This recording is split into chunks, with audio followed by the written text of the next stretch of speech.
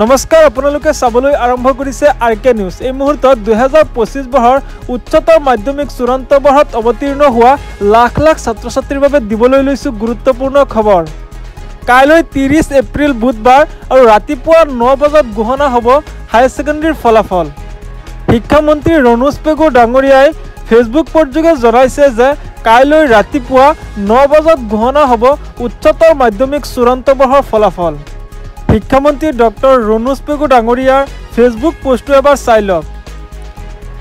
I am pleased to inform that the higher secondary 2025 results for the arts, science, commerce and vocational streams will be declared tomorrow, 30/4/2025 at 9 AM. The SSEB will issue official notification shortly. A total of 3,02,420 students appeared for the HS examination this year. অৰ্থাৎ মই জনাবলৈ পাই সুখী যে কলা, বিজ্ঞান, বাণিজ্য আৰু ভোকেশ্যনেল শাখাৰ উচ্চতৰ মাধ্যমিক 2025 বৰ্ষৰ ফলাফল অহাকাইলৈ ৰাতিপুৱা 9 বজাত ঘোষণা কৰা হ'ব। অসম ৰাজ্যিক বিদ্যালয় শিক্ষা বোৰ্ডে আজি জাননী প্ৰকাশ কৰিব।